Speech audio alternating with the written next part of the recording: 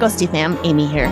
Welcome to The Activity Continues, a podcast where three soul friends talk about all things paranormal. Ghosts, hauntings, psychics, movies and TV shows, especially The Dead Files, and other spooky and spooky adjacent things.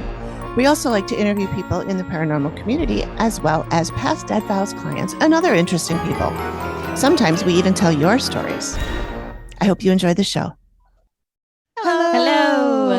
Welcome. Thank you for joining us again. Today we are talking to, drumroll, Leah Marie, who you likely remember from our episode 77 interview with a shaman. So we chatted with her. She was absolutely delightful. She was I just re-listened to it. I think we all did. And she was just so, her voice is so peaceful. She should do meditation. She does, because it's just so, I was driving home and I had to change it because I'm I'm going to fall asleep to Leah's voice because it's just so, she was wonderful to talk to. And when Amy said we were talking to her again, I was very, very excited. Mm-hmm. Yep. So I wanted to mention the reason that we are talking to her this time is that she recently went on a big, huge trip. I believe it was, let's see, I have it written down here somewhere. London, Thailand, Bali, and Vietnam. Vietnam. Yeah. She ended in Vietnam, I think. Yeah, I think so. So it's 6 months. I think it was just 6 weeks, I think she said on her. There was a 6 She said 6 in weeks and 2 months in different posts. Yeah. 4 countries, 12 locations, 1 million memories. So I asked her if she would like to come on and share with us because we're friends on Facebook. All of us are friends with her on Facebook. And so we've been watching her posts and seeing her beautiful photos. And she's going to talk about some of the photos. We might just want to, on our phones, pull up her Facebook page and look at them. And then I will put them in blog for people who don't like our video versions and in the video versions for people who do. So that's what we're talking about. For people who don't like our blogs. People don't to look at our mugs. So we talked to her last time. We also did talk about how we didn't really talk about anything ghosty because we were so interested in what a shaman is. I know. So we were fangirling. I know. Hard over her. We were. And so I did say to her this morning, I emailed her and I was like, we said we were going to talk about ghosty stuff, but I really want to talk about your travels. So we're going to try and fit it all in, but we'll see. If we don't, we'll have her back again. And that's perfectly fine. Oh, darn. Oh, darn it. Gosh, darn tootin'. So Excuse my language. This is a family podcast. This is a family podcast. No, it's not. It's so. It can be if your kids understand it. And if your kids don't mind swearing, you don't mind your kids hearing swearing. Yeah. I grew up with it. Oh, I didn't. I said, oh my gosh. Amy, AP, there went your camera. Oh, yep. Alan, I know, here? Dad.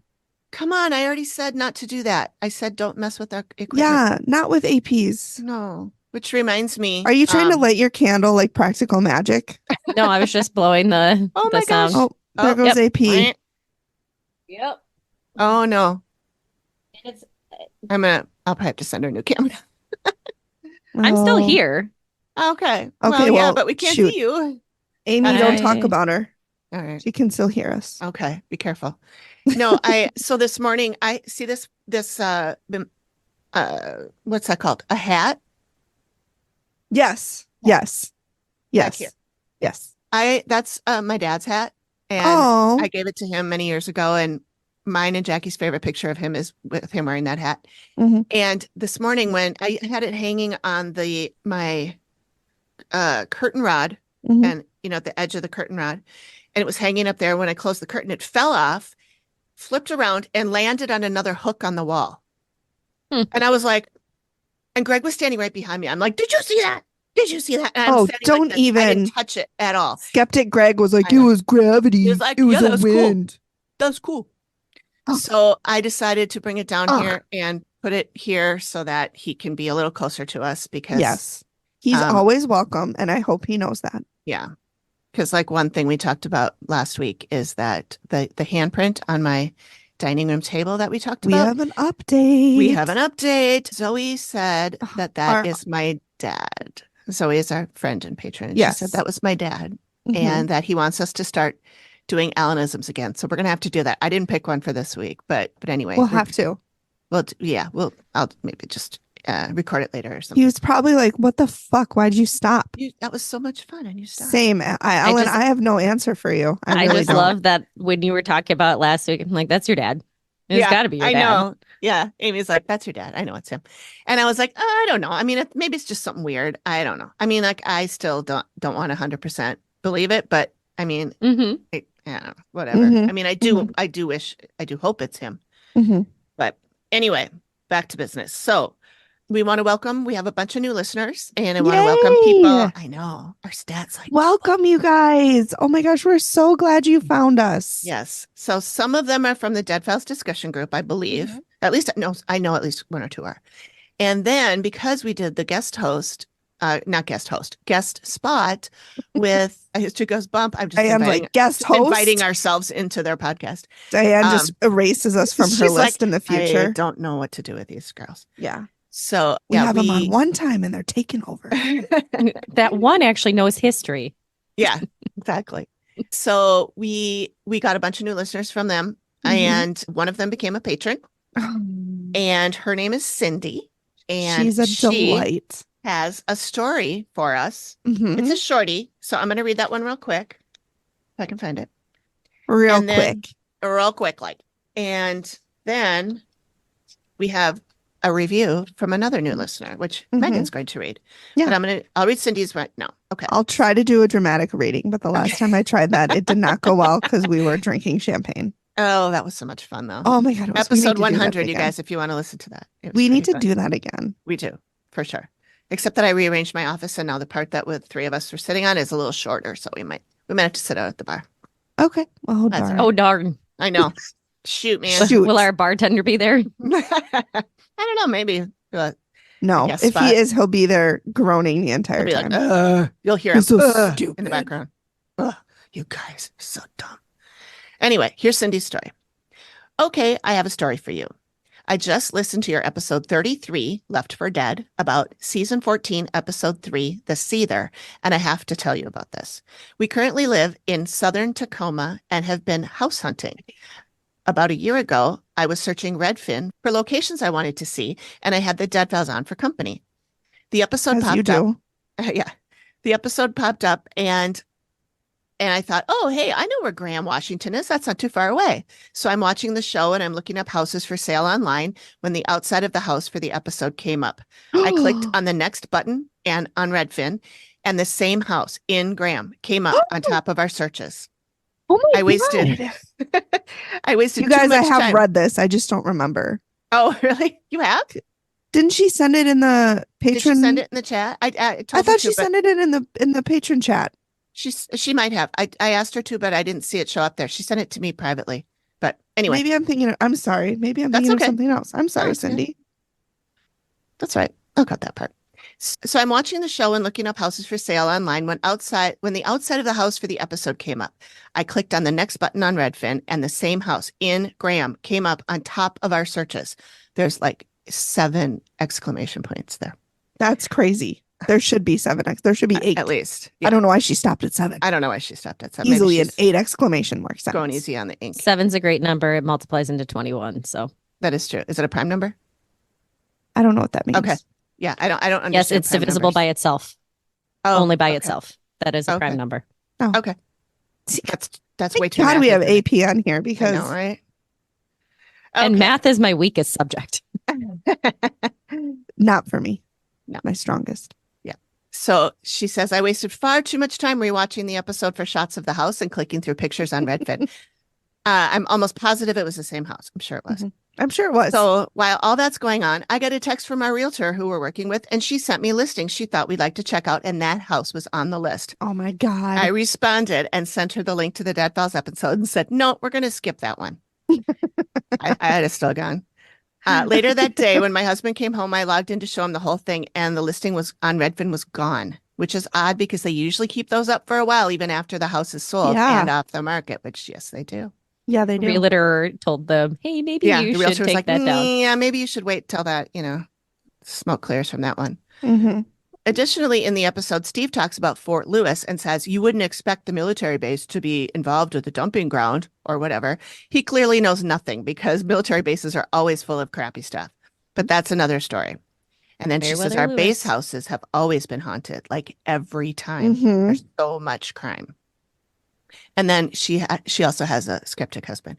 My husband isn't spooky at all. He's a total non-believer and won't watch the shows with me. Same with the kids. I'm on my own with the spookies. Sigh. Not anymore, Well, Cindy. welcome, Not Cindy. anymore. Yep, you found your tribe. So Welcome to the you're family. welcome. Yep. Okay. So Megan, do you want to read that? We have a review on Facebook from Shanna. Okay, take it away. So Shanna recommends the Activity Continues podcast. Woohoo! Ooh. I just found your podcast this week and I have binge listened since Monday, 2 exclamation marks. You ladies are hilarious and the BFFs I'd love to have. Yeah. I just started episode 26. By the way, I'm from Florida and when y'all talked about the muggy weather and shit, I was like, nailed it. I fortunately am near Panama City Beach, but it still gets hot as balls. Girl. Anyway, love you and can't wait to hear more. 5 stars. Sweet. Thank you, No, we Shanna. give you 5 stars, Shanna. Yes. Come on over to our Patreon. We got a lot of Yeah. fun people over there. You can join for Cindy. just We'll be here when you catch up. yeah. Yeah. Yeah. So she probably hasn't heard you yet, AP. She's only She on. probably hasn't. No, she's only heard. Well, AP's probably yelling at us right now. Yeah. Well, AP's mad now. Well, AP's doing this. And AP was like, you're fucking right, I am. All right. Well, Leah is here, so I'm Okay. going to let her in. Cool. So here we go. 1, 2, 3, go. 1, 2, 3, go. It's a phoenix. A golden phoenix. I love it. I hope she could hear that. Leah, could you look hear how me pretty. singing? I did. It was beautiful. That's your new God. theme song. Thank you. I like it. Gee, I love wonder your if your background. background That's so is from one of your travels. It's so, oh my God. I just feel so much calmer looking at it. Just Oh, so, beautiful. Where's It's that from? jealous. one of my favorite places that I visited within Thailand. So I'll share about that too. Cool. Awesome. All right. But Well, thank Well, you. welcome back. Yes, welcome. Listened to your episode again yesterday, and we were like, "Oh, that was so nice! I can't wait to talk to her." Mhm. Yeah. Yay. And I did message you earlier, but I was telling the girls that one of my coworkers, she was talking about she's like, I did Reiki something. And I said, oh, do you have a Reiki master? And she goes, no, I'm looking for one. And I was like, well, I know a shaman, so let me reach out to her and see if she has any suggestions. She goes, you know a shaman? I was like, yeah, I interviewed her for my podcast. You have a podcast? I was like, yeah, I do. So I gave her all your information, and so Thank you. hopefully she reaches out to you because she's just Yeah. a delight. But And it's I- always nice to have people come in and be referred. That's why connecting in these ways, among other ways, of course, is so Yes. nice to have people that, can kind of help share the skill sets and yeah. specialties. I will say I felt like such a badass, just like casually dropping, like, oh my God, I know a shaman. So like, Just so happens. I know, yeah, that's what Mary did That's when what she Mary introduced did. us. Our friend UFO Mary or abductee Mary. I Abductee can't remember Mary. which one she prefers. abductee And- Mary. And we were like, "Oh, wait a minute, what? Repeat Mhm. that." She's like, yeah, I because- know this shaman, and we were like, that was the Yeah. record scratch. I still totally believe that even that synchronicity of me meeting that Mary and the Marys was Mhm. totally not something I intended. The woman that contracts with Golden Phoenix and does energy healing with me, she knew them and like volunteered to do a house clearing for them because I also will go into people's houses when they buy new homes. I help clear the energy, set a really great set of intentions for new spaces. Or we go in and clear houses to sometimes help with the spirit activity that might be unwanted, along with other things, right? So she volunteered me to go to their house because she's like, oh, I wanted to gift them this, but I don't know how to do it yet. So can you come with me and show me how to do it and meet these people? And so I thought it was kind of fun that was actually how I ended up meeting that Mary, and then all of you. And Love it. us. Awesome. Do you, with doing that, do you do like when people get attached when spirits get attached to people because we've interviewed someone, Dawn, who has a creeper who has been attached to her for a couple of years, and she's been trying to figure out a way to get rid of him. I help with individual if it's spirits that are essentially attached to people and sometimes Mhm. to objects and sometimes to places. She's pretty sure she picked him up from an investigation. Okay. And that's entirely possible. I know a variety of other people who used to do more ghost hunting kind of things, which is great, but depending on what your background is going into it, you can unintentionally bring things home with you. And then, you just need to have the awareness of how to clear it and prevent it from happening again. That's why I don't even want to do like haunted walks or haunted tours because I'm just so scared that something is going to attach to me. And you're likely to attract it with that sort of mind space as What have I well. been So- saying, you guys? See, most Thank of you, that to Leah. me is the history tour, the history walk. You get so much unique information that you Yes, wouldn't get it's- elsewhere. It's very interesting. And I'm not saying I don't want to do it, but I don't want Yeah. something to attach to me. Well, if Isn't you- there something she could do ahead of time to? Yes, those are one of these things like we Tell do me. super simple golden bubble exercise. It works great for a lot of different things, but you set it up and you like imagine yourself completely encased in a golden force field under your feet, above your head, left, right, front, back kind of dynamic. And you set the intention for what is okay crossing that barrier and what's not. And so Nothing. you do that before you even go to those kinds of things, saying, okay, this is my barrier, like only things that are kind and loving can communicate with me. Absolutely nothing is allowed to come through it or come with me. And so you do that in preparation to going to something like that. And then you just keep coming back to that space of I'm safe, I'm protected, and internally only say the things that you want, not I don't like you're there and I'm like nothing better attached to me. And then it's Mhm. like, well, you want to say, oh, I'm here and I'm safe and I can engage with whatever is here and I'm totally going to be fine. Like everything that's here is going to stay here. So just by having that fear, they would be more attracted to me. Correct. That Yep. is some baloney. Well, that makes sense though. I It mean, it's the does. same Totally. thing as bullies in real life and finding that sort of thing. But I love what you just said, Leah, because like I don't realize that, but I do those things because Yeah. like when I went to the Lutsen Lodge a couple years ago, I walked in and I said, "Hey, I know there's someone here, but only positive vibes, only good things. You can talk if you want, you can show me you're Mhm. here, but it can only be good positive things, and I'm only leaving with good positive things." And not your shirt. I lost a shirt. I've never found it. Maybe it was an offering. You're like, Well, "Hey, it did I say have Girls to Trip take this." 2021 is cheaper than therapy. So somebody obviously thought it would be Yeah. awesome. That's fantastic. I apologize. I got to go run one of my dogs outside really quick. She keeps whining next to me. So Oh, I will be okay. back shortly. So Okay. sorry. We'll That's hang okay. out here. No problem. Thanks, Megan. We got you. We'll We're not be going to right go here. anywhere. Yeah. Don't worry. We won't go anywhere. Let's hang out Okay. here for a bit. Well, okay, so I think the first main question I think I already told you is what prompted this trip? What made you decide you wanted to do this, and how did you pick where you were going and who you were going with and all Yeah. of that? Like, how did this all come to be? Well, so I feel like I've mentioned, and maybe I didn't on the last podcast, but I have kind of been an avid traveler since 2014. So I had never left the country before 2014. I decided to go to India to do some studying at like a spiritual esoteric school. And that sort of cracked open this whole desire to learn about other cultures, to experience other parts of the world. And so that trip essentially opened this whole driver for me to want to travel to more of the world and to connect with some of these ancient sites and different temples and different just bodies of land. And so when it came to this trip, there's a couple different components. I'd actually been wanting to go, so I guess I'll pre-frame this way. So I went from here to London, from London to Thailand to Bali, and then finished off a couple days in Vietnam.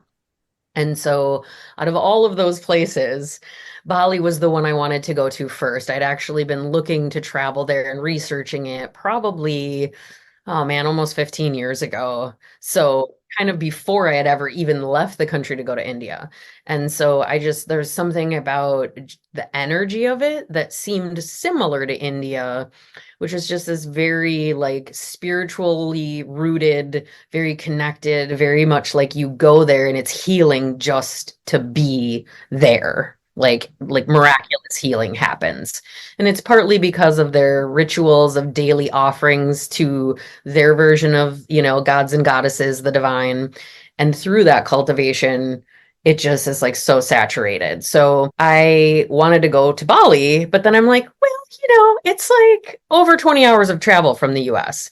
So then I'm like, what else would I like to see in that part of the world, in Asia, that I could sort of create this little chunk of time? Because I like to do things where I can be more saturated. So I like to be able to have more time in the environment so that I can really get a feel for not just the super touristy version, but like somewhat touristy, because it's always going to be a certain amount of that for us as foreigners, right? Right. Be able to feel into the land, go to multiple places, connect with some of the locals, connect with some of the other people traveling from there. And so it was just one of those things where intuitively I was like, okay, well, I've never been to Thailand. And that kind of tapped into like, I do believe in past lives. And I was having these inklings of like having been sort of a monk or something in that realm where I just kept getting these flashes of different like Buddhist style temples. Which, of course, when I went there, I had a set of really beautiful experiences in Thailand, specifically Bangkok, around that.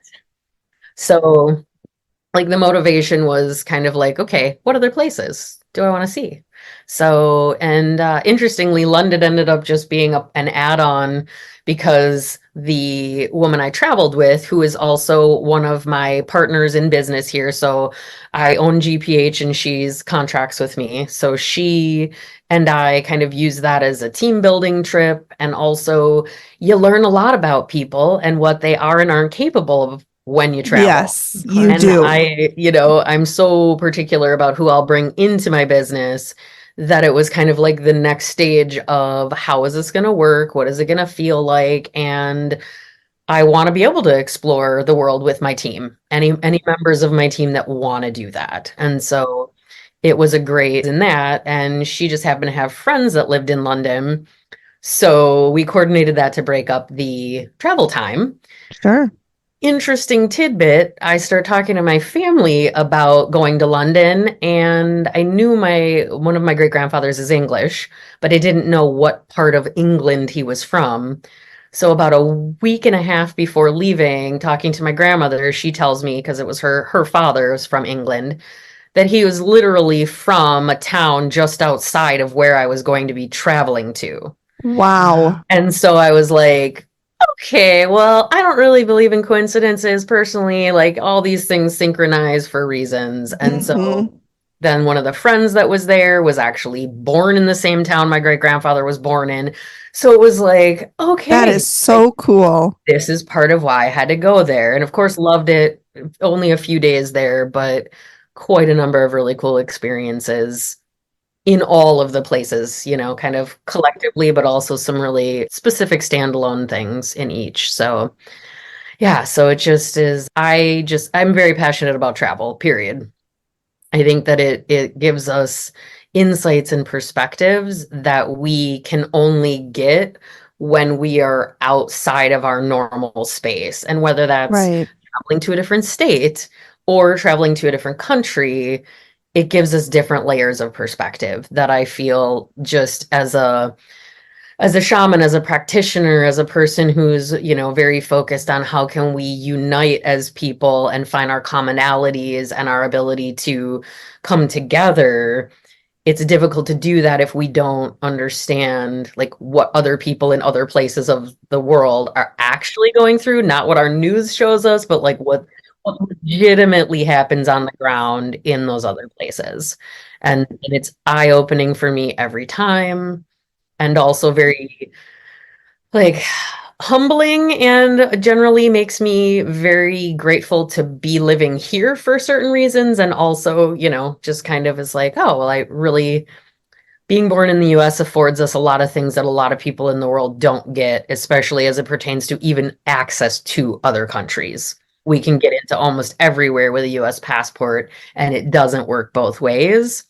And that's definitely something I have been learning deeper and deeper about as I've traveled, because I've communicated with a lot of locals who are like, oh, that's really great that you can do that, but it's really hard for us to go to the United States, or it's really hard for us to go here, that kind of thing. So, and had I not don't do this kind of stuff, I would never know those difficulties that other people deal with.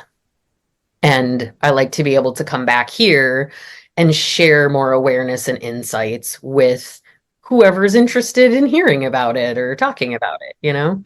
Right. So, That you talking about that makes me think of, so I follow football, Minnesota Vikings. One of the players, his wife is Filipino and Okay. was unable to, she never saw him play in person wow. until after one of the games this year that the Vikings won. He kind of pleaded, like, we've been trying to get her over here for 2 years, or for a while. And so they finally, by doing that, they had gone through all the processes, everything they had done, every paperwork, all the things, and she just kept getting like denied or pushed off. And they finally were able to get that through, but it was like he had to plead on a national level Right. for I assistance. mean, how many people actually have that access, Right. Yeah. And that reach. And he's a famous person with money, Right. and look how hard it was for him. So Exactly. imagine what it's like for regular people. Yes. Mhm. And it's like, I get it in certain respects, right? But that's like just to visit. That's not even like to try to immigrate. It's literally just to visit in many cases, which is just like, wow, okay. It's the things I think that I always come back with I'm really grateful that I have this and this and this. And just even in going to so many other places that are maybe established differently than we are here, or the infrastructure is different than it is here, because all of that makes a difference that, again, we can only know to a certain degree until you're like in it, experiencing it with locals and seeing the impacts that, everything is having on people. So Yeah. it's a powerful space, I feel. Yeah. Yeah, that's great that you're able to do that, travel. Yeah, it requires effort, Yeah. So, do you want we just have a few other like little questions, and I mean, unless you would just want to run with it, but one thing I remember mentioning that I wanted to check in with you, when last time we commented on your earrings, because Oh my God, I wrote that down too. And you had said, "Oh, I love to pick up things on my travels, and these I got when I was traveling." So I'm just wondering, like, you don't have to tell us everything you got, but maybe your favorite one or two things that you got on your I wrote that down too. And I was actually going to put on one of the pairs of earrings, and I totally spaced on it before popping on. I did get some really cool new earrings, mostly in Thailand, but Bali is known for their batik fabric. So it's like hand dyed process where they're these really vibrant colors, and then they make different tapestries and dresses and all sorts of cool things out of that. And so I might have come home with quite a few dresses, which we need a lot warmer weather for me to wear. However, like the batiks, I'm a fabric nut. I like to sew, and I like to do fashion related things. And so it was just like heaven, and the prices were fantastic this time of year when I was there. So that was really cool. And I think I can actually see if I can reach it. One of my Thailand finds is this amazing dragon bracelet. Oh my God, that is so cool. So that is gorgeous. Is it a cup? It's a bracelet. Oh, yeah, it's a bracelet. Wow. And I think it's like a cuff. Almost. I'm not entirely, it's like one of the cuff type of thing. I'm not sure exactly what it's made out of, but I have a hair clip that I got and this really beautiful bracelet. And it's the year of the dragon in the Chinese calendar. So there was a lot of celebrations being in Asia for the year of the dragon. So that was really cool too, to be able to get some cool dragon stuff and also to see a lot of the extra extravagant decorations that they only put out at the New Year. Oh, beautiful.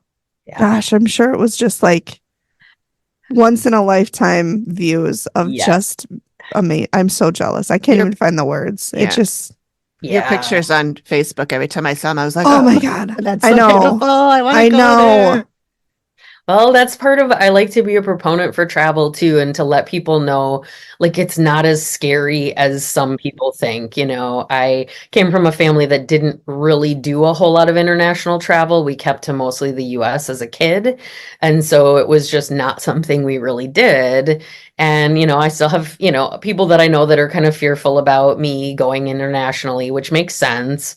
But I will say that everywhere I went on this trip, felt safe for women and for even a solo woman traveler. So had I not had a travel buddy, I feel like I could have gone to the places I went without really having any issues.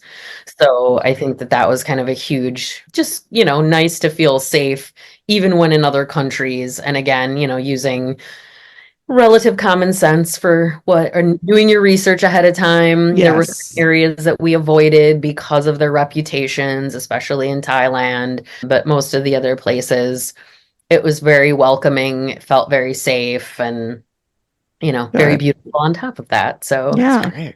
No That's good to kidding. hear. yeah. I mean, there's places in the US that I avoid going. Absolutely. And that's We're been probably kind the of my least argument. country. Like With, every place after dark. Yeah, I've had a few conversations with people in my life where I'm just like, yes, and how many people got murdered in your city this week? And they're like, oh, blah, blah, blah. And I'm like, exactly. So it happens everywhere. Mhm. And Yeah. generally speaking, yes, there are more prevalent places where there's issues, but the places I was at, it didn't feel that way at all. In fact, there was many very friendly and helpful people that, were not expecting anything. They were just literally trying to make sure that we were okay and knew where we were going or were taken care of. And so that felt pretty awesome too, to just kind of feel that safeness while abroad. Because yeah, it's And it's different when you're not scary. on home territory, you Yeah. know? It's intimidating, especially if you don't know where you're going. And if you're supposed to be somewhere and you're not sure how to get there, it can be very scary and anxiety filled and stress inducing. And having just that little bit of friendliness can go so far. Mm. Mhm. I'd say a fair point too, in some of the places that you've traveled have not been portrayed necessarily the best in media or anything. Yeah. It just reminded me to look up on Netflix. There is a movie called A Tourist's Guide to Love, and it is in Vietnam. Yes, it It's is, Rachel yes. Lee Cook. I Mhm. highly I recommend. love her. I did It is- watch it. It's awesome. Yeah, it's not going to be like a knock your socks off kind of movie, but the scenery is amazing, and just the storytelling and being able to see like what you're talking about, another part of an Mhm. area where we've always just been taught about the war-torn nature of the area, and everything we hear has been from the 60s and Mhm. 70s. Yeah. Leah, did you watch the movie going, oh, I was there. I was there. I saw So I that. watched it before I went when I Oh, knew I okay. was going because I Okay, was like, got oh, it. I want to see. And I enjoy a sweet love Mhm. story. So, Who doesn't? And it's Rachel kind Lee of like Cook. it was very heartwarming. So I appreciated that. And it was interesting too, like you're saying, to get this slightly different take. And I will also say that Vietnam was probably the most challenging on my nervous system. And I did find that it's very safe in the tourist designated areas. And I had a few, not scary, but like less than positive expressions from locals when I was a little outside that area who were not okay with me being there. So there's still some animosity. And interestingly, I only went to Ho Chi Minh City in Vietnam. I was there for a couple days towards the end of my trip. And I went to the War Museum and wanted to take a look at the Vietnamese side of things because, again, the perspectives, like that was one of the themes of this trip, was perspective for me. And being able to say, okay, can I come and actually look at the honest perspective from that side? And it was very enlightening, and I won't go much into that, but in terms of like, you go there and you see it, and it's not for the faint of heart. There's a lot of very intense imagery from the photojournalists, God, and I can't even imagine. you That know, was some of the stories were just, yeah. one of the podcasts that I listened to, Let's Go to Court. They started covering this. I don't remember. It was a massacre or something that Mhm. occurred in the Vietnam War. And And I My couldn't Life. even listen to the full episode Yeah. because the stuff they were saying about what the soldiers did is just Yeah. like, I had to stop. I'm like, this is Mm. horrific that human beings do this to other human beings. It's just so I can understand how there might be some animosity from them towards. And I think, the US has gone in and done some things to try to help. And I did learn about that from locals. Oh, really? So that Oh, I was didn't know nice. that.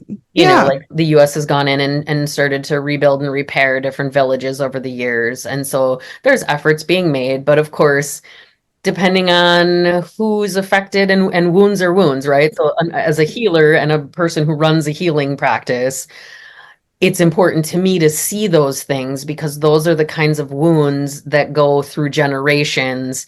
And then here we have a Vietnamese person and an American person.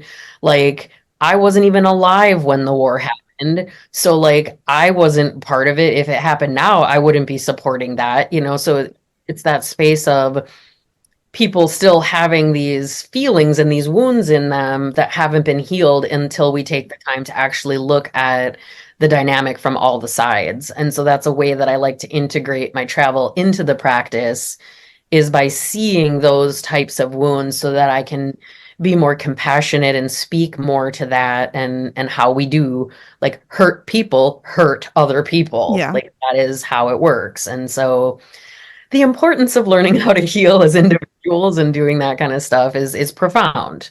And I think it's important too to, to recognize the pain that those Vietnamese might have and Yes. understand that it's something we can't understand. And even though it wasn't us or our generation that inflicted those wounds, they're still there. And it to recognize them and to accept them and not, it's the same with anybody who's hurt. If you say, well, I'm sorry you feel that way, it's not the same as, Right. an actual apology. So recognizing it, I think, is huge, because it was the stories that I've heard about what happened are just horrific. Yeah. And that is, part of, I guess I can say that about travel too, is that it's not just the sunshine, rainbow, and lollipop side of things. And I'm okay with that because I like to see the full picture, because we have the wounding and we also have beauty, right? It's like I go and I embrace all of that stuff and then come back with beautiful pictures like this. Yeah.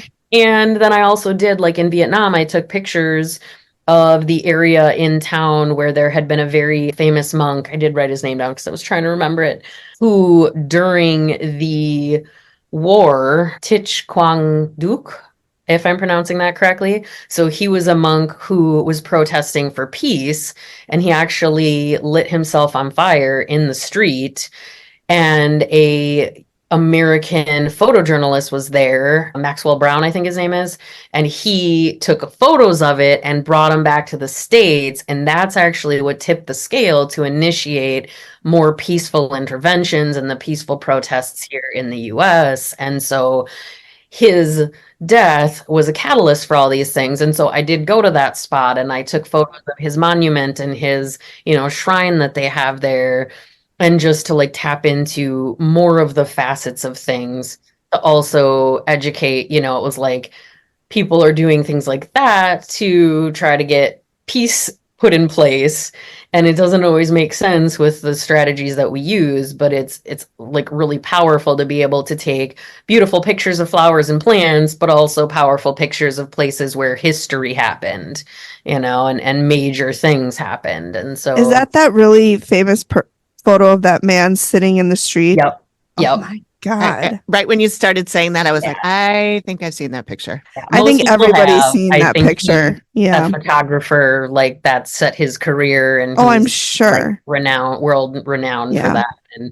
And yeah, and so then like, I did a guided tour with a local who then explained the whole story and what really happened and how there were hundreds of other monks there chanting peace-based mantras the whole time that was going on. And he just Oh sat my there in total God. meditation posture, didn't cry, didn't scream, didn't Oh, move, God. like just so in that space of like standing for that cause. And so, it's like I wouldn't have necessarily had that same take just from looking at the pictures here in the US, right? To like stand in that Yeah. spot and to see the locals have like they go and they make daily offerings of incense and candles to him and like continue to revere him for all the things that he did do for that time for the people. And so it's just like, I don't know, I find that stuff kind of cool too, even when it is Yeah. heavier topics, right? Yeah. But it's Yeah. still Well, like at the end of the it's day, important.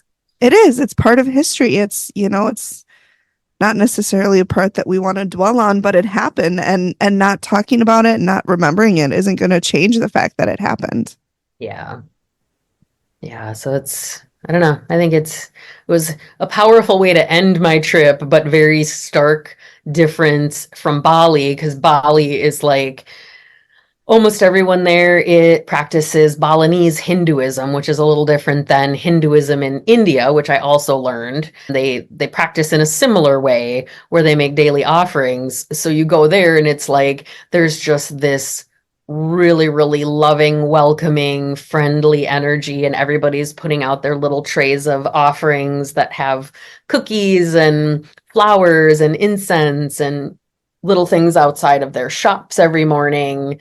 And it's just like cool to see, so it's like these stark differences of like this super active major city and then very much more it's relatively developed. In I was in Ubud specifically, the city.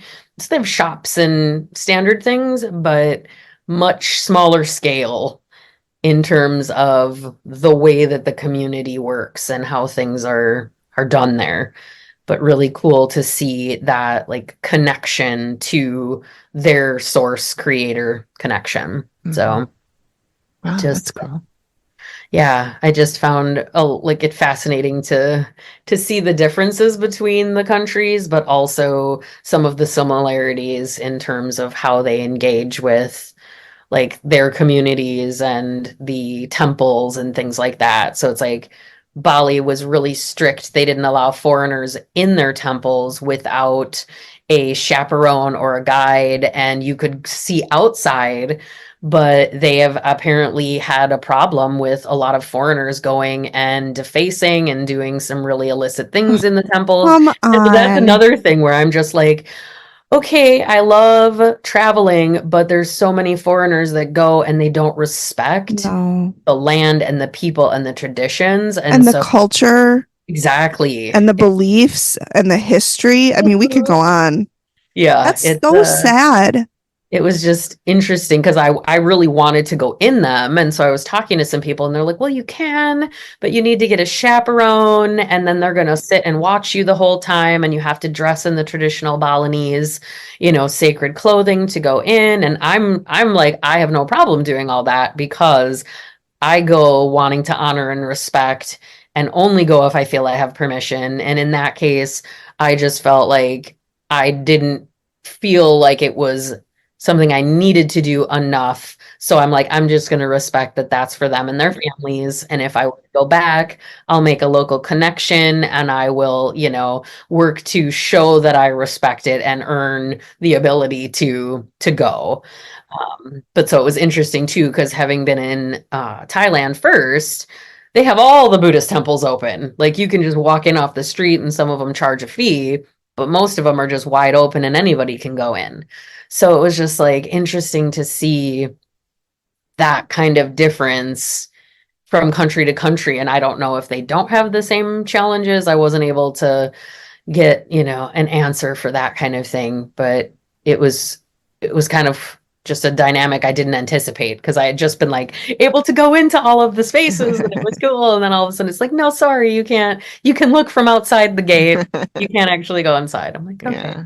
It makes you wonder if, is it a difference too, as you mentioned, like, in one tolerance level. I Mhm. mean, or Sure. not saying that any of that is No. is good, but is it, is it that like, okay, we had one, two, we're done. We're just going to cut it off here, or is it, you said Thailand was a little bit more open. Maybe Mm. have they been open to have been people been traveling there more than and longer than they have to Bali or Yeah. and I mean, truthfully, we all have seen places all over the place where people desecrate writing on rocks, where it's like, please stop. Mhm. All the stone stacking that people do in state parks and national parks, where they're like, actually, please don't do that. Yeah. You're I, moving the landscape and changing it.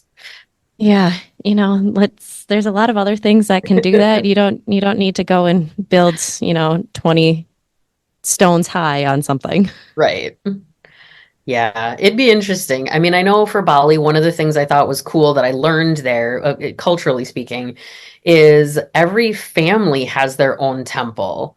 And so a lot of the ones we were seeing, like you would just walk down the street and there'd be these statues and these beautiful entryways. And often they had like a Ganesh, like the elephant-headed Hindu god, like sitting in there. That was one of the main ones that they utilized, or a Hindu version of Buddha. Like there's a Buddhist Buddha and then there's Hindu Buddha, and they look a little different. So they would have one or the other of those, generally speaking. And so each family had their own.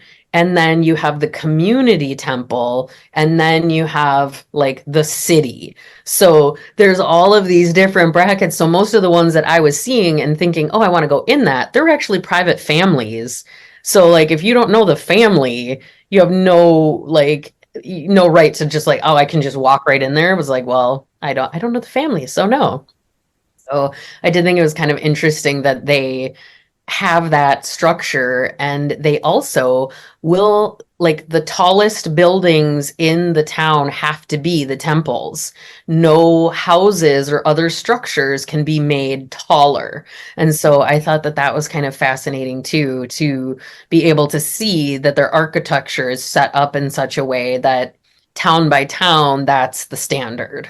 So it was like, oh, that's kind of cool. Yeah, that is cool. Just those little things where, That is really neat. Yeah. wouldn't have known. I'm just like, Yeah. oh, they just don't build tall buildings here. I don't know why. Maybe lumber's expensive. I don't know. Exactly. Like anyone's guess. Yeah. So, All right. Let's see. I'm gonna see if they had any other questions. You already answered some of them, but Awesome. I can always tell you other yeah, tale. if you just want to tell us stuff, and then I Yeah. know Amy has some questions written down. Megan, you might too. But yeah, just go ahead and tell us So- things you want to make sure that our listeners and us hear. Well, this one, because it feeds so much into the general or more common theme of your podcast. So while in, my goodness, it was Thailand. So we decided to go on a river tour, kayaking, because, Why love not? rivers, love kayaking, totally down. I And they're think like, I "Oh," remember seeing some pictures from that. so, and My I God, might have so beautiful. I haven't put a ton of the ones up, so from the full trip. So we got to kayak through the mangroves, which was so cool. Like just ridiculously cool, like tooling through, and frogs until like in the trees. So you kind of had to like watch. So they were like, and crabs, like crabs crawling up the trees and around, which was super fun. But so they're like, okay, we're gonna go through here, and then we're gonna go over to this cave. And I don't know, I don't think you can access it any other way than on the river. Like there's no other way to get to it.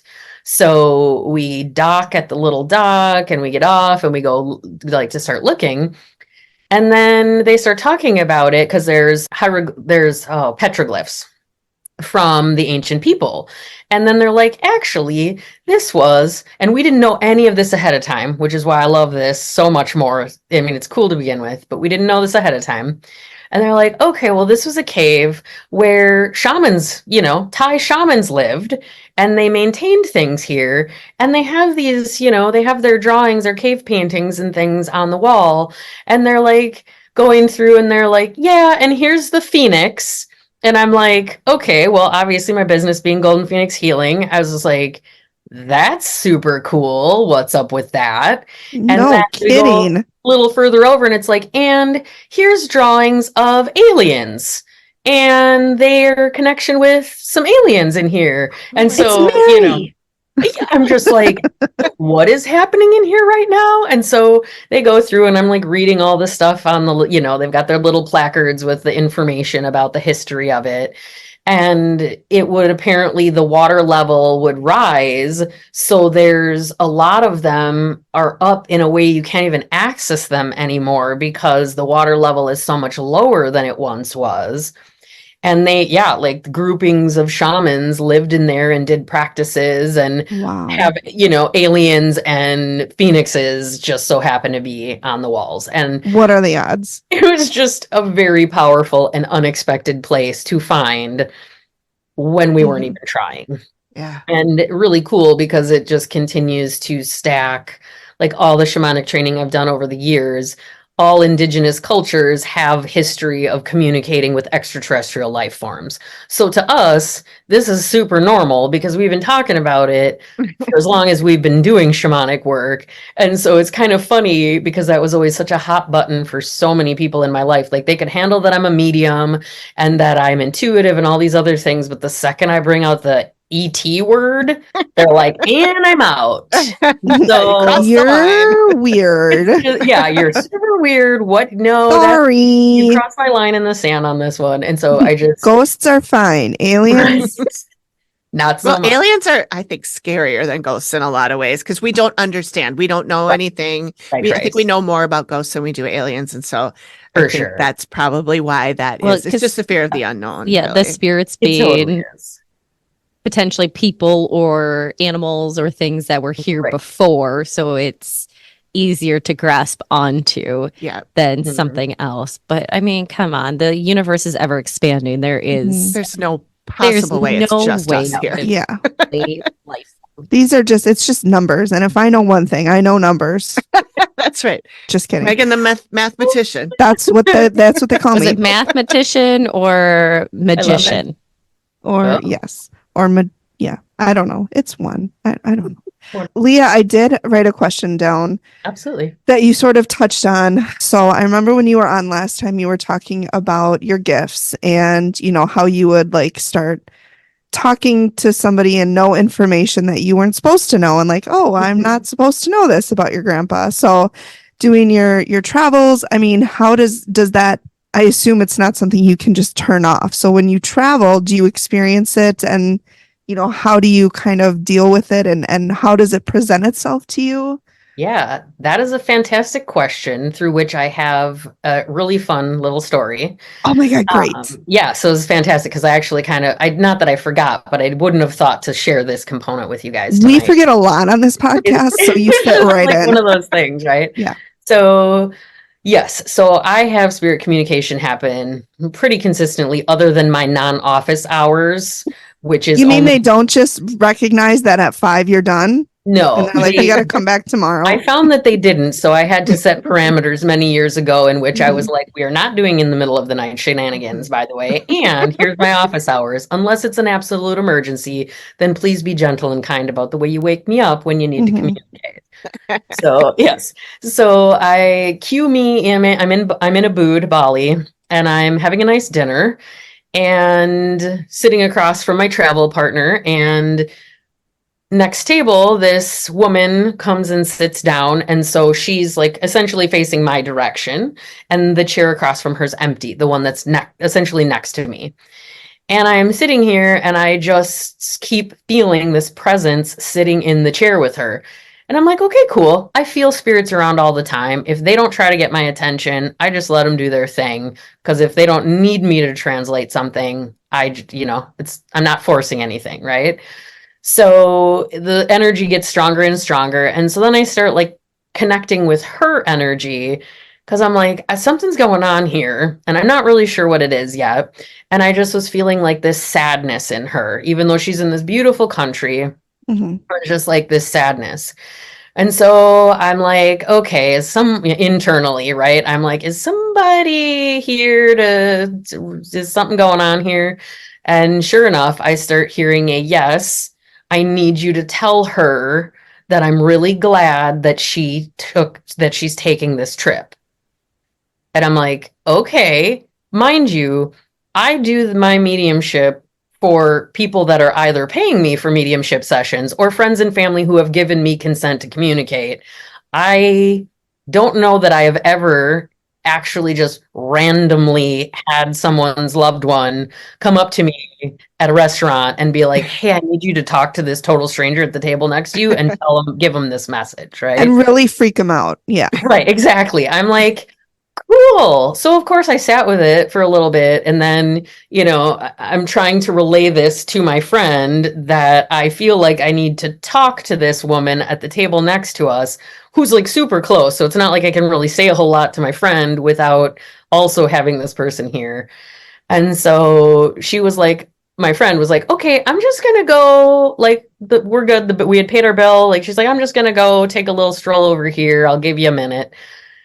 And so I ended up just testing the waters and was just like, "Excuse me, can I talk to you for a second?" And she was like, "Sure." And I was like, "So, I know this might be a little strange, and I don't normally do this." I was like, "But I continue to feel a presence sitting in the chair across from you, and I am hearing that someone is just really grateful that you chose to take this trip. They're super happy you're here. They're here with you. They're having dinner with you. They want you to know how much they appreciate this. And so I hope it's okay that I've just said this to you, but like it really felt like I had to." And her eyes start tearing up, and she's just like, "Oh my gosh, thank you so much. That means so much to me. Like, I can't even tell you how much I appreciate what you've just said." And she just shared a few other little nuggets. We didn't exchange names. I don't even remember the other, like, sometimes when I'm channeling and communicating, I don't always have conscious recollection of what's being said, like after the fact for me. But it was a beautiful exchange. And I just said, "Okay, thank you for letting me share that," and went about my evening. So in that space, like, I didn't anticipate that, but I'm starting to see how that's my next level invitation from the universe. That's like, not everybody's going to be someone you know, not everybody's going to pay you for the service. If you feel a calling to do this, you just need to trust it. And I felt it out by just even asking her if she was okay talking to a stranger in that moment. And knowing that, like, if she thought I was crazy or whatever, that also comes with the territory of Mhm. Sure. being a medium in the first place. So Sure. it's Oh, what a special. That's really beautiful. beautiful. I'm sure you made her Yeah. entire trip too. Well, and it Probably. just, yeah, the look on her face and the energy that I felt, it was just like she needed it in a way that I might not ever even understand. And what could have flowed from her from that space is beyond me. So it's just that, realizing we don't ever know our full impact either when we're traveling, when we're Right. living our normal lives, right? Right.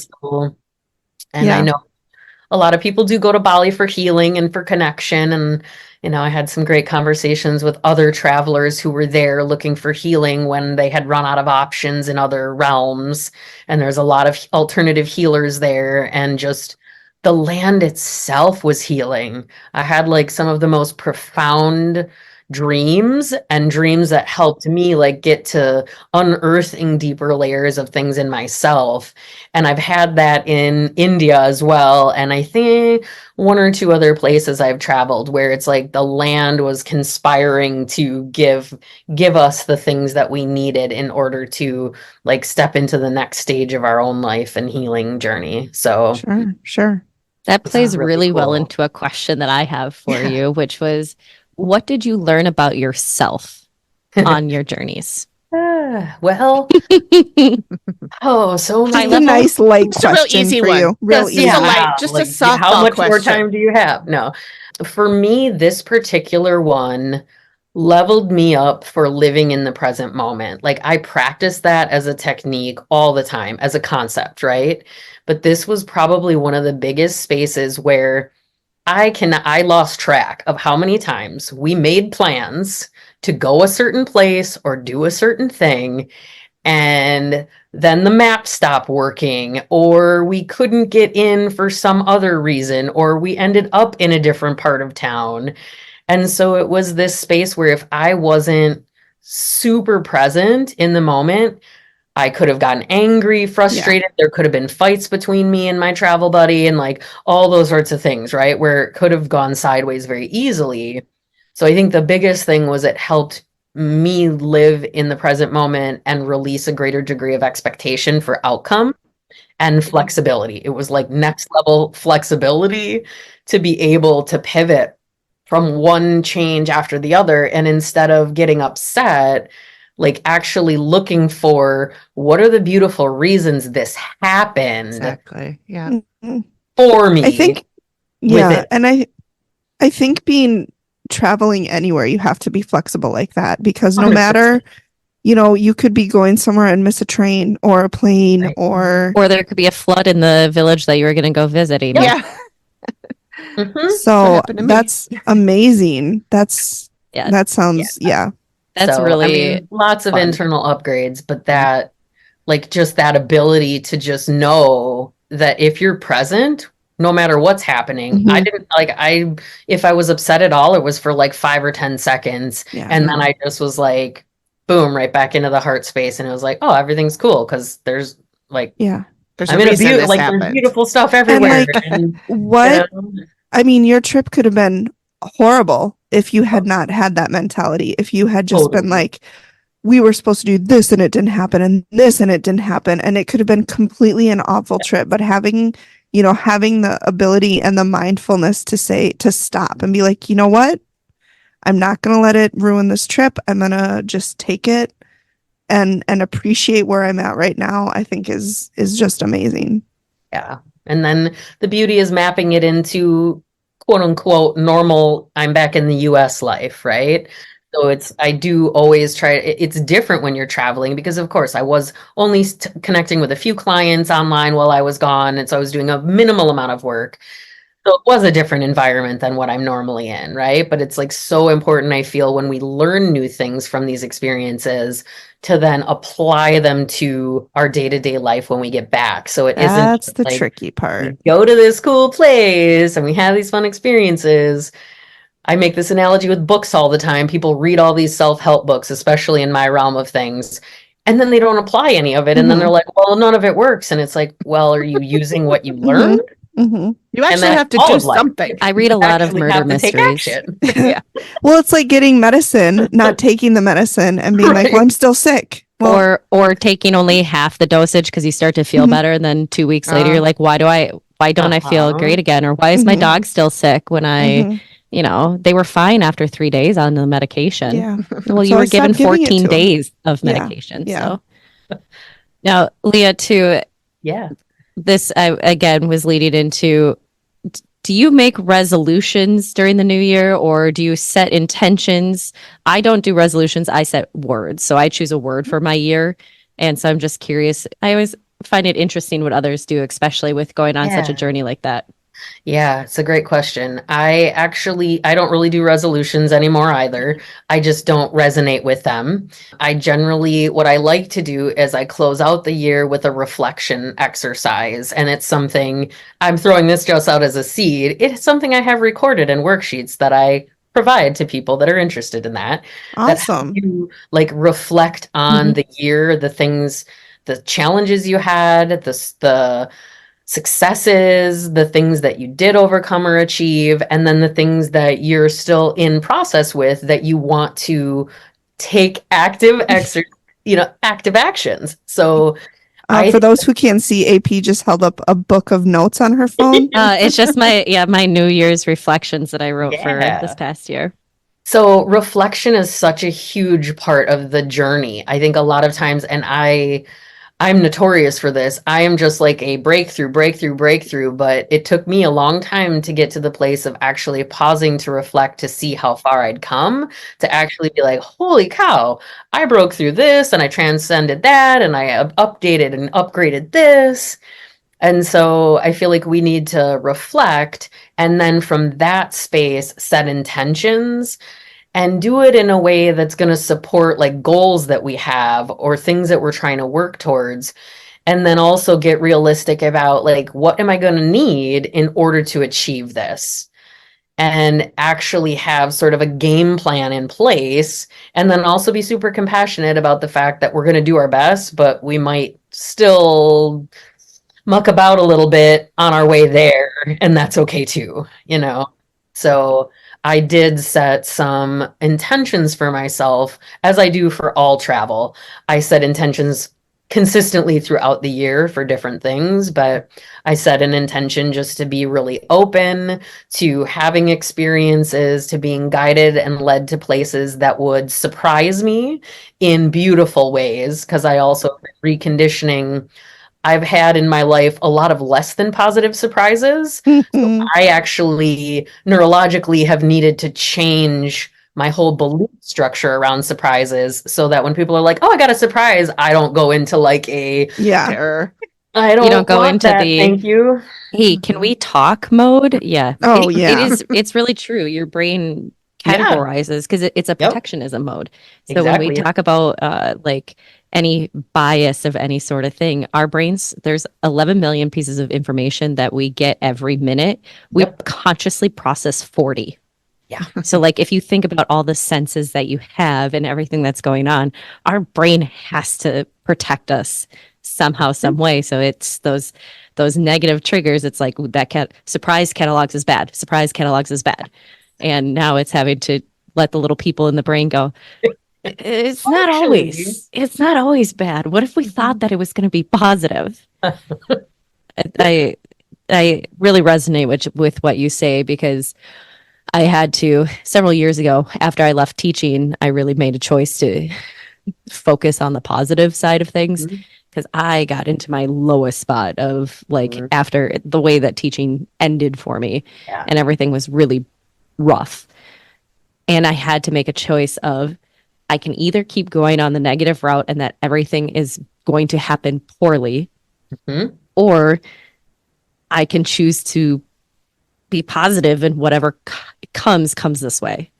And I will say there has been a huge shift in even just the way that I like approach things. I still have my realistic view on a lot of things, but I've had people come up to me at work and be like, "How are you always so positive about things?" And now I'm finding it funny because it's always well, we don't want to let the leaders focus too much on negative things. We got to make sure we put the positive in. I'm like, put me in, coach. Like, this is what I'm good at.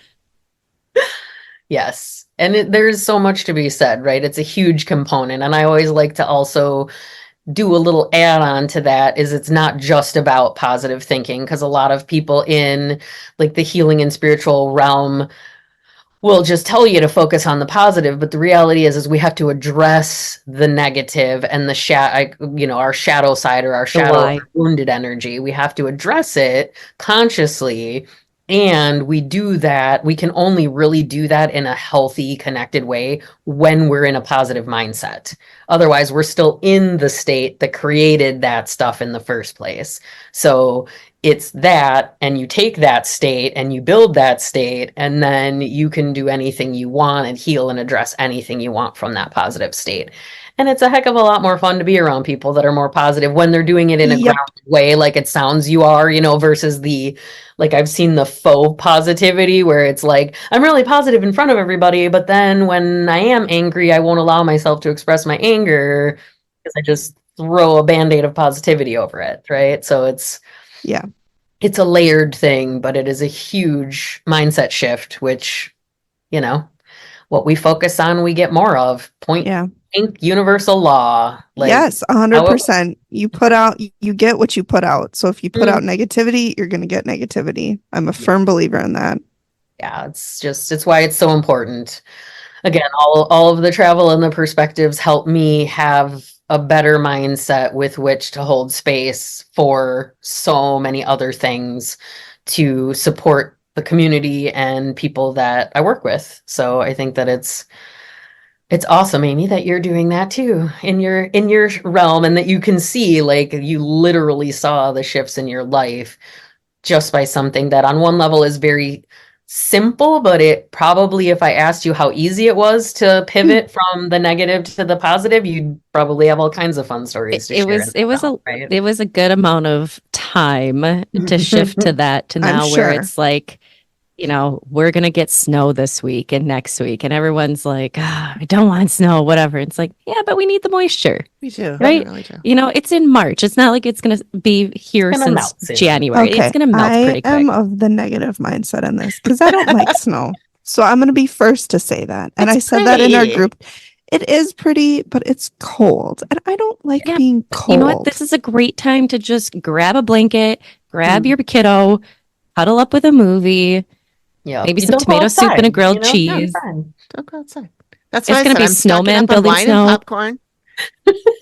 Yep. I got Just my have dogs, have blankets. your, house stocked with the things you need. Yep. I'm pretty sure my dogs are going to get some snowballs thrown. That's my favorite when they have to go and chase That's snowballs funny. and they're like, where did it go? It's become one with the snow pile again.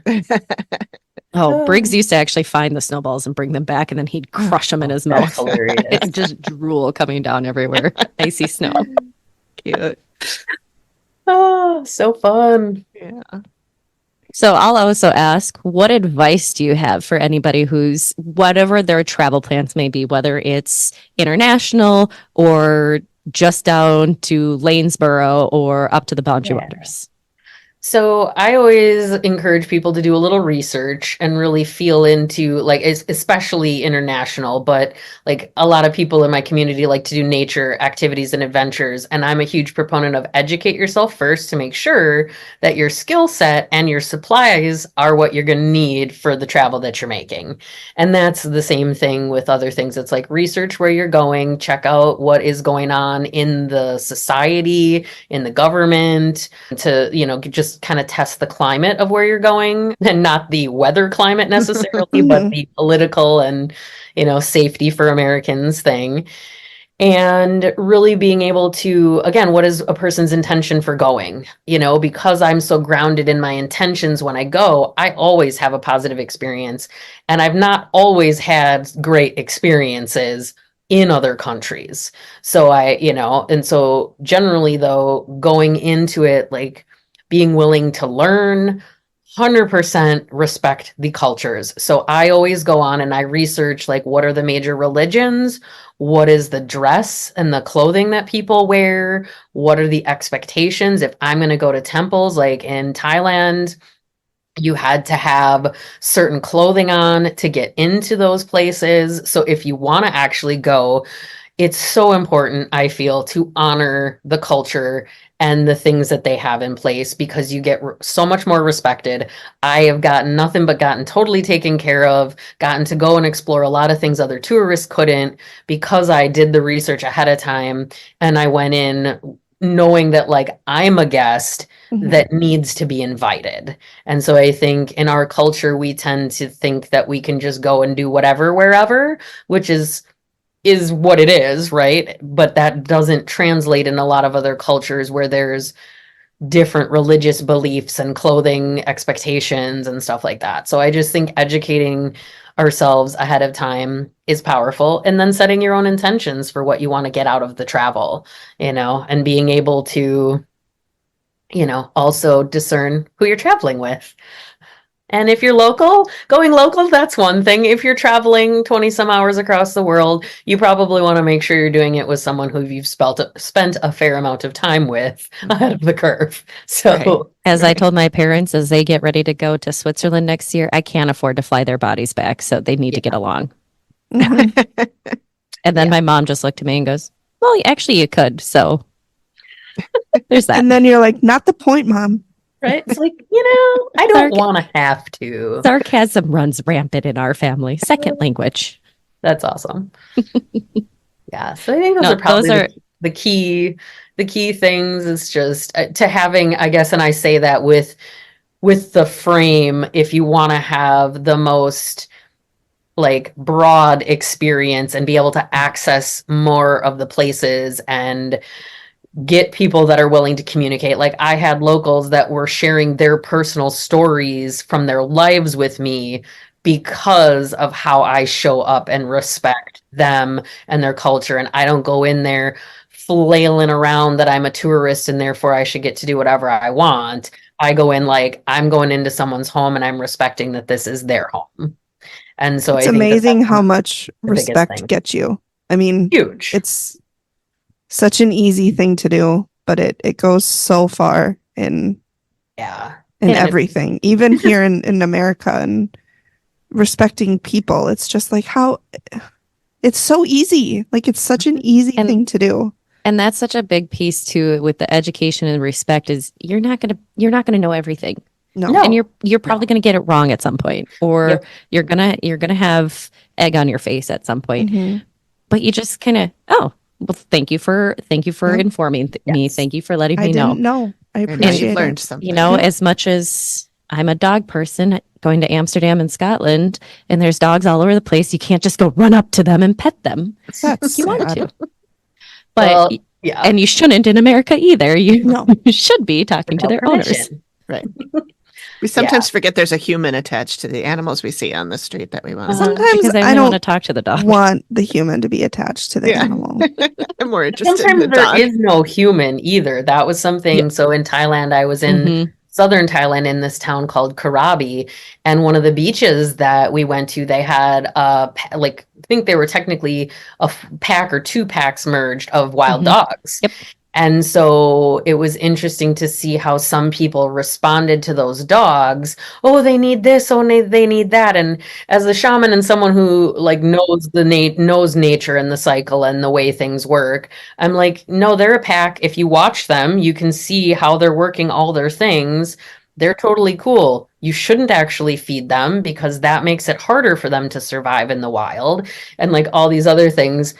But that was one of my favorite experiences because I went there, laid my blanket down, sat down, and they had a brood that was maybe 4 months old at best of these pups. And one just came over and laid down and cuddled up right next to me. Didn't want food, Aw. didn't want water. It just literally wanted to cuddle me. Then a second one, then a third one. You're speaking time. about AP's and Amy's like dream. Dream Yeah, vacation. it was just like This I'm like, is I don't even understand. Like my friend walks away for a minute, she turns around and this puppy's next to me and she's like, what is happening right now? I'm When like, did you get a dog? I don't really know. You're like and 30 seconds most ago. of them have up ears and curled tails. Yes. Yep. That's typically what happens when they start going back into the wild away from the down-eared dogs. Mhm. And that is one of the ways that they do believe that wolves became domesticated into Mhm. dogs is that the ones that followed the nomadic peoples and got scraps. So the nicer you were, the better scraps Sure. you got. Yep. And so if you were nice, then you were now eating out of their hand. And now it makes more sense than going and stealing puppies out of a den and trying to raise them that way. People do that. It doesn't really work, or, so that is They're one of the wild. main things that they think is how dogs became domesticated. Interesting. Or wolves That's became cool. And domesticated into dogs. it makes sense. I mean, yeah, Mhm. it's fascinating. But yeah, Yeah, are you a dog person or a cat person? I grew up with dogs, so innately I am more of a dog person from that perspective. But there hit a point in my adulthood where I became a cat person and had a cat in my house for years. And now, as I travel, almost all of my friends have cats. So if you are following like my Instagram stories, you might see random weird pictures of me with cats, none of which are my own because I do not have a cat or a dog or any animal at this point in my life.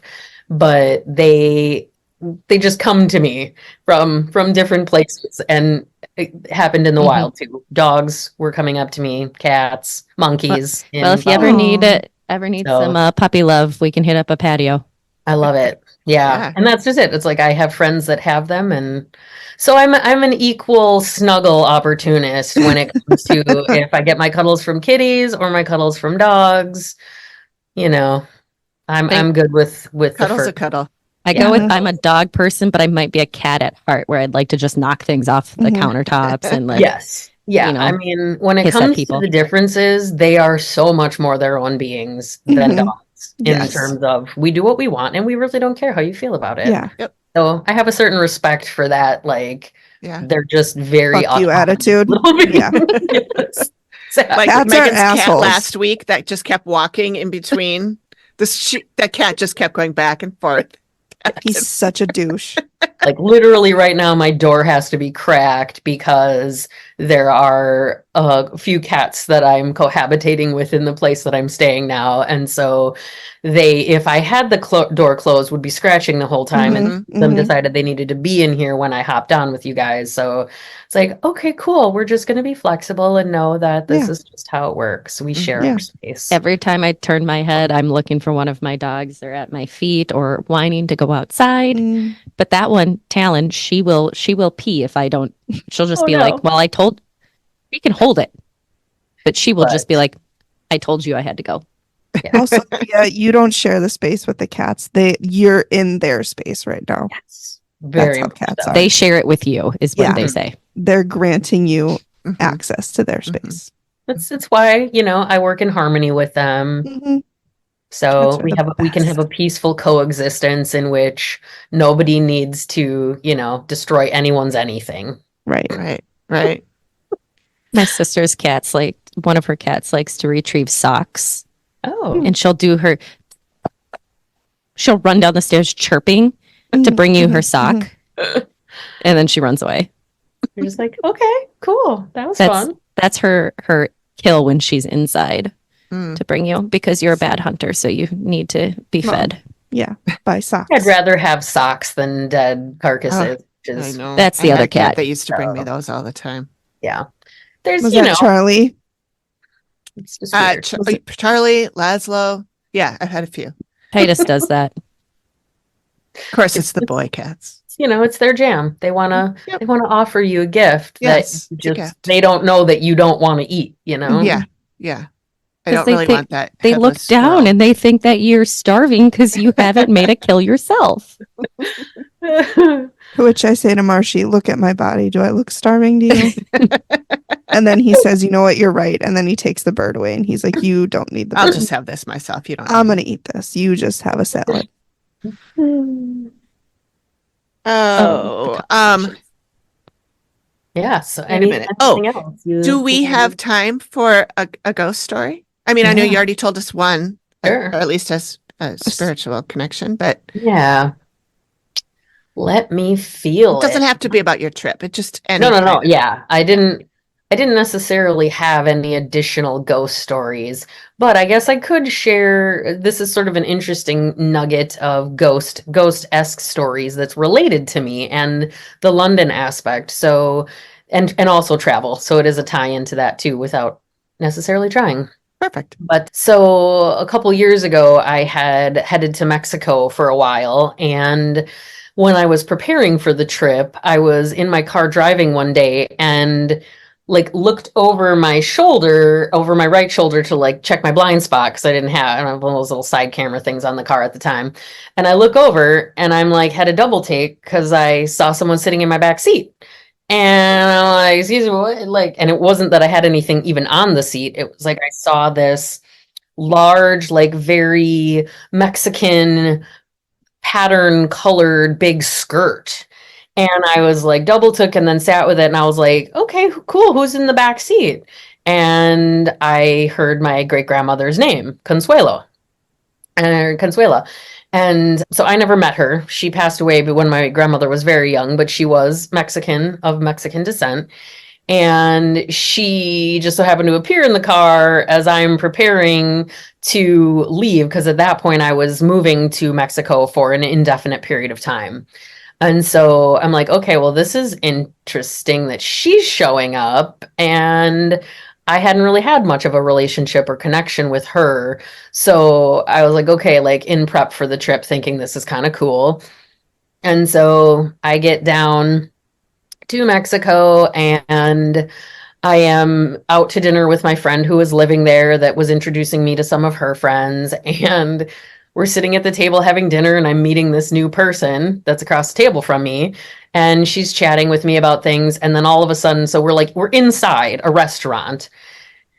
And there's this large plant next to us, in the corner, maybe, I don't even know, not quite 3-4 feet away from us. And like all the branches just like do this huge whooshing motion as we're sitting in the restaurant. And I'm like, okay, like, did they just turn an air vent? You know, my logical brain, even though, as a medium, weird stuff happens all the time. So it's like, okay, I tried explaining away with my logical brain. The woman across from me, who I just met like 15 minutes ago, is like, did you see that plant move? I was like, yeah, I thought maybe I was just seeing stuff. And she's like, no, I saw the plant move. And I'm like, yeah, I'm pretty sure someone just came into the restaurant. And I didn't know at this point that she also had some mediumship skills that she was Wow. very like in the newbie phase of, right? Not even really talking to people about. And she's like, when I tell her, I'm like, yeah, I think someone entered the restaurant. She's like, oh, yeah. And they're standing behind you with a hand on your shoulder. And I was like, oh.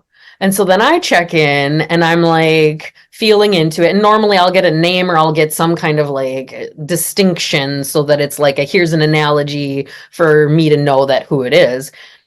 And it was my great grandfather, husband to the great grandmother who appeared in the car before I left for the trip. So that's the confirmation I got. Wow. So I say to this woman, I'm like, so pretty sure it's my great grandfather. And she's like, well, what does he look like? And I started asking her about that. And she starts describing him to a T with details of pictures I've seen of him because he too passed away before I was even born. And it was a much younger version of him Mhm. that was appearing to her. And so I'm just sitting there like, okay, I don't even really know what to do with this in this moment other than like checking in. And so she started relaying messages from him, like that he was here with me and wanted to help me navigate my time in Mexico. And interestingly, then like a song came on in the restaurant that felt like him talking to me through the music. Wow. And it's an artist that I listen to that like is just like kind of connected to love and partnership and healing. And I was going through a big stage of that at that point in my life. And so I was just like, wow, this is really profound. So Mhm. ghost story in a sense, like it wasn't scary. It was really Yeah. beautiful, supportive spirit. That's really interesting because to So, me, I always thought that mediums can just see all spirits. So the fact that I never even thought of that. yeah. That's So amazing. it's Yeah. case by case basis, and Yeah. sometimes it's my family, sometimes it's other people's family, sometimes it's randoms I just feel, and I don't know who they are or who they're in relation to. And fortunately for me, because again of my parameters, they're always very positive experiences or relaying messages. I don't work with it from the like fear-based perspective. So I've changed a lot of my mindset and focus around that. And so I only have these more powerful experiences for the purposes of connection and communication and helping people grieve and, work through the loss of loved ones and connect with ancestors that they may have never even met. It's like I never met these relatives in person, but I have a really great and close relationship. And it started a couple years ago in relation to that travel, and I felt them like calling me there. So kind of cool that it like works out in those fun ways sometimes, that it just felt like they were driving so much of my time in Mexico, and that continued to unfold as they led me to different sites and parts of different cities to explore, to kind of activate different parts of my own history. So For sure. That's yeah. really cool. That's awesome. That's really So neat. Nice to get, like you said, that confirmation too. Like, yeah. this is what I'm supposed to be doing, Yep. because I'm sure making those choices, you're like, is this right? Should I be doing it? I don't know. It's the unknown. And Well, right. And then to recently find out, this is a fun keynote about that great grandfather. He immigrated to the United States with the Barnum and Bailey circus. Like he joined the circus in really, England and then immigrated here, and he painted the Barnum and Bailey clowns and was part of the circus lifestyle. So it was Wow. cool to see how I have this leg of my family that was more eccentric, as I Mhm. often feel, and also connected to this whole other community of Yeah. people that were, generally circus people are kind of deemed outsiders in most Yeah. communities, which I have felt most of my life, an outsider from the typical, collective communities. And so just kind of cool because it felt like he was also showing me like I traveled from here to there and I met your great grandmother over here in this other part of the world that I had to travel to. And they were from different cultural backgrounds and different parts of the world. And yet they found a way to come together and thrive. And so that also felt like an important thing to know about family who we really don't have a whole lot of history about even. And so it's Mhm. been cool to get my familial history through ghost stories from my Yeah. family. Why not? Love it. It's Yeah. part of the shamanic work, right? It's Yeah. like Yeah. we communicate with spirits for many reasons, Right. personally and for clients and things. So Mhm. I love yeah, that. it's cool stuff. Yeah. All right. Do we have any more questions? Is there anything else you want to make sure we talk I mean, about? I don't know. I feel Okay. like I could talk for days about all the things. Well, I'm sure we'll love to have you back to talk Yeah. about more of those Or Yes. things too. go to a patio with some pups and a beer. Yeah. Exactly. I love chatting about all this stuff just to create more openness Mhm. for travel and for the, talking about ghosts and aliens and other Mhm. topics that are, I feel like we're starting to become a little bit more mainstream for us Yeah. so that we can actually utilize these things in ways that can be helpful rather Right. than the fear-based stuff. And Right. I feel like that's part of my mission too, is to help educate that there is so much power in Mhm. having these conversations and, showcasing all kinds of different components of that world, Right. that It's all feel so fascinating. It is. I mean, it's just we cool could talk stuff, for you know? days. Yeah. Yeah, it Like just Leah just said.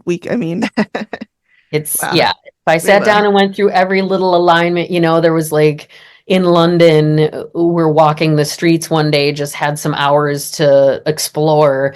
And a random woman came and stopped my friend and started chit-chatting with her while I'm taking a picture of this griffin statue that was super cool in the middle of the road. And like then all of a sudden the woman's like, oh yeah, and I used to be on the board for this, and I know where this is, and this is, and this is. And then she's like, oh, and if you go down the block there and you find the entranceway that has the lamb above it, then you go through it, and then you go left, you'll actually find the Knights of the Templar Church and wow. all this other stuff. And I was just like, excuse me, what? Because I Yeah. also have like a really fun like connection to knights and Camelot and the Templars and all that kind of stuff from like Cool. other realms.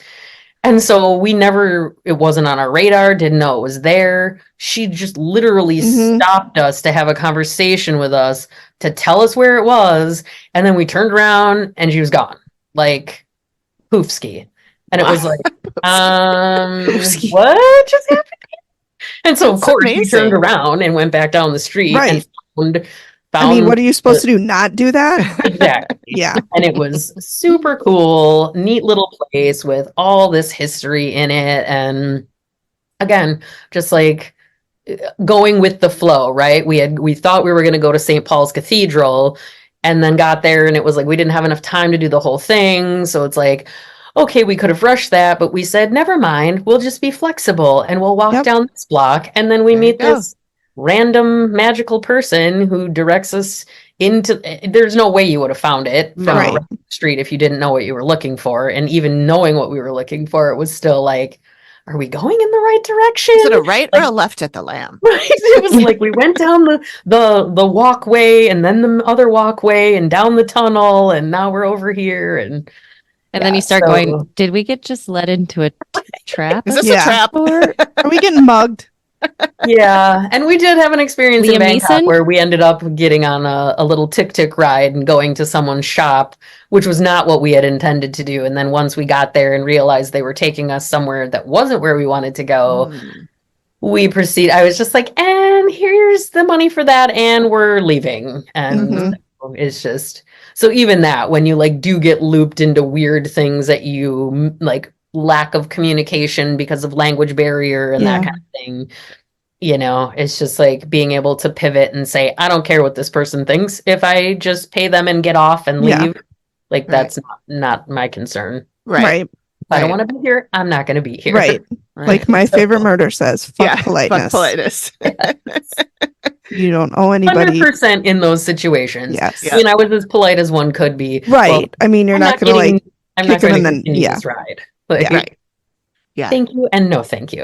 Yeah. Okay. Gotta draw the line somewhere. Yeah, for sure. So yeah, That's so it's just awesome. like cool things like that can happen. I mean, they Love happen that. every day anyways, but I feel Mhm. like it's our openness to that. And I'm very open to being pleasantly surprised by strangers and led on beautiful little adventures wherever I am. So that I kind love of that. intention and mindset is great for life, you know? Yeah. Like, Yeah, for sure. There's your name of this episode.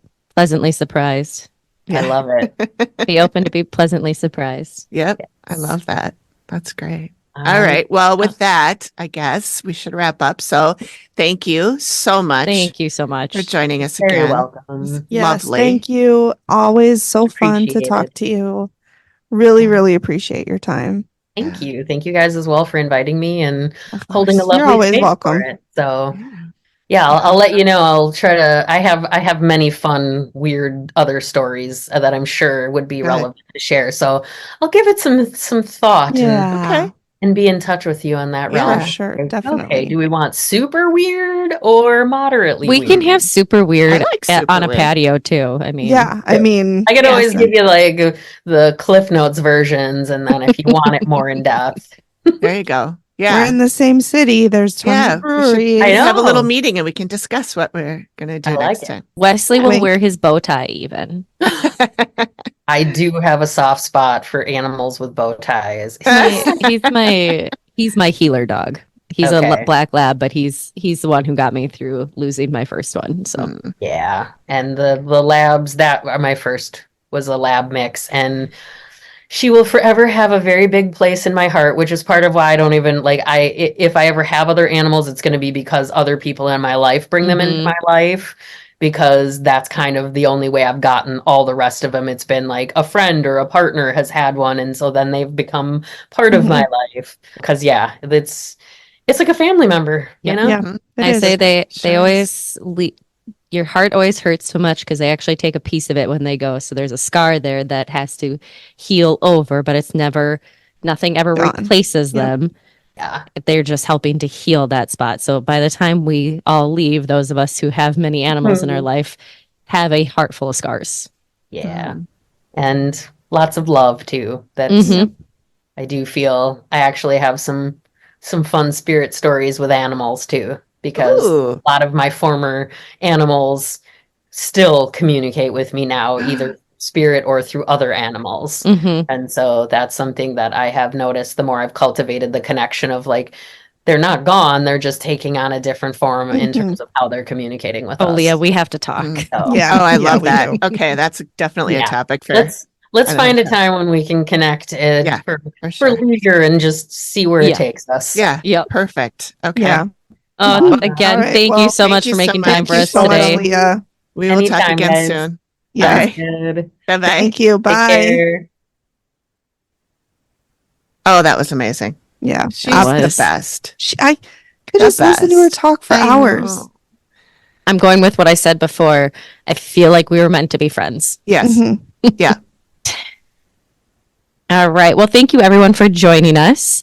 Next week will be an Amy only episode as Megan is taking the week off to celebrate her husband's birthday. So we're going to cover an episode that is not on Megan's top, I'd say 1,000 to cover. It is season 2, episode 16, Evil Underground. This was requested a while ago by our listener, Lily, from the Haunted Happy Hour podcast. So if you ever need a good drink recommendation, go check out their Instagram and check them out for all the spooky stories and histories that they provide of the Midwest.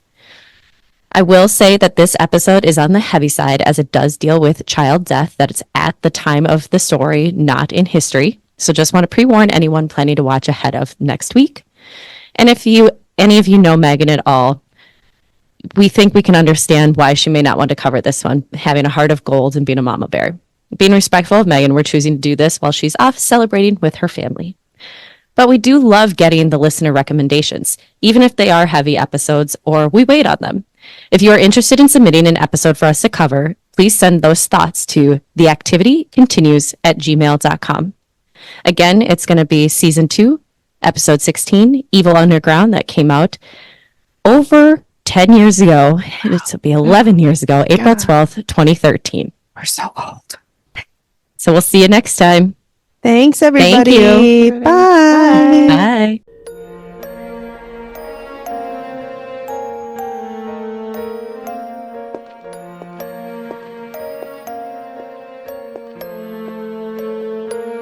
Thank you for listening to the Activity Continues podcast. We really appreciate you giving us your ears for a bit. Please reach out if you have a spooky story you'd like us to share on the show. We can be reached at theactivitycontinues@gmail.com or through our website or any of our socials. Links are all in the description of the show. Please feel free to drop us a note and say hi. And join us next time when the activity continues. The Activity Continues is produced by me, Amy, at Collected Sounds Media and is part of the independent Collected Sounds Podcast Network.